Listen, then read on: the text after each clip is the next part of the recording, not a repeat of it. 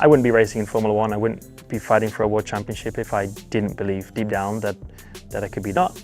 But it's been a start that is needed in order to fight for a championship. That's consistency, that's strong results, that's a win every now and then, and that's what I managed to do. So not perfect, but something I'm still. The smiles are gone. The media-friendly quotes are over. Behind the bright papaya orange cars and PR-polished interviews, a storm is brewing inside McLaren.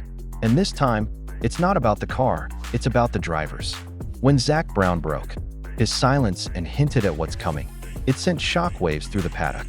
Are we witnessing the next great F1 civil war? Lando Norris versus Oscar Piastri, a battle that's no longer just on the track, but inside the heart of McLaren. It started subtly. Press conference smirks, carefully worded answers, and awkward glances. But the tension has been simmering ever since McLaren became a serious contender again. As the team continues to surge in performance, a problem Zak Brown probably didn't expect is now front and center. Both drivers want to be number one. Oscar Piastri, the Australian prodigy, is no longer the rookie learning the ropes. He's fast, calculated, unapologetically aggressive. And that's a problem for Lando Norris, McLaren's longtime golden boy.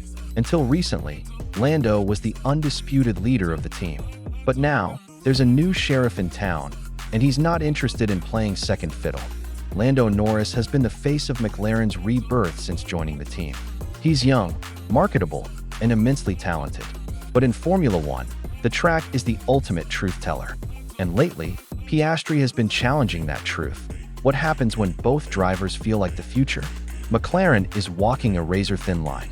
The team needs harmony to challenge Red Bull, Mercedes, and Ferrari. But harmony is the first casualty.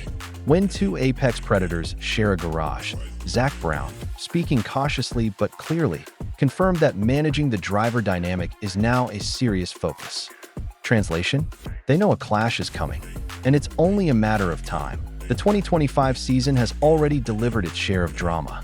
From surprising qualifying results to elbows-out racing, McLaren's internal rivalry has gone from silent to sizzling. The Monaco Grand Prix was a turning point. On the streets of Monte Carlo, Piastri refused to yield position, even when team strategy suggested he should. Post-race, Lando's body language said everything his mouth didn't. The atmosphere in the garage, thick with tension, and behind the scenes, the engineers, strategists, and even pit crew are feeling the divide. When teammates start racing each other harder than their rivals, disaster is only one turn away. This isn't the first time a team has faced this kind of internal fire. F1 history is filled with legendary teammate clashes. Senna versus Prost at McLaren, Hamilton versus Rosberg at Mercedes, Vettel versus Webber at Red Bull. Each time, the same pattern emerges. Two great drivers, one goal, and not enough room at the top. The results? Explosive. Title chances destroyed. Championships lost.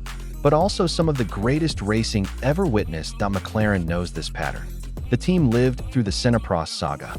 The big question is, can they manage it better this time? Recently, the media has started to pick sides, often subtly. British outlets lean toward Lando, praising his loyalty to the team. Meanwhile, Australian media champions Piastri's rapid rise and no-nonsense approach. Social media is ablaze with speculation. Every radio message, every qualifying lap, every pit wall decision is dissected for signs of favoritism or rebellion. And that's where things get dangerous. Because when the media fans the flames, the drivers start feeling the heat. This rivalry is no longer just about performance. It's becoming deeply psychological. Zak Brown's recent comments weren't random.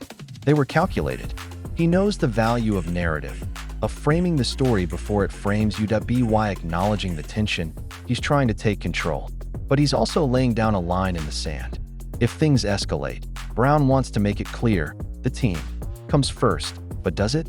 In Formula One, team first often means choosing a side.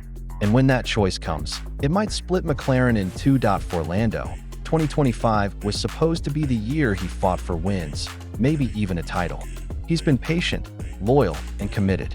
But how long can that last? There are whispers that Lando's management is monitoring the situation closely. If McLaren leans toward Piastri in the future, whether in strategy or car development, Norris could start looking elsewhere. And big teams like Red Bull and Mercedes are always watching. Lando wants what every top driver wants: clear number one status. But with Oscar in the garage, that clarity is disappearing. Oscar Piastri is a silent killer on the track. He doesn't rant on the radio or complain to the press. Instead, he lets his lap times do the talking. He's outperforming expectations, staying composed under pressure, and slowly but surely stealing the spotlight. For Zak Brown and team principal Andrea Stella, that's a dream and a nightmare, because the better Oscar gets, the more unstable the balance becomes. And Piastri? He's not here to play wingman.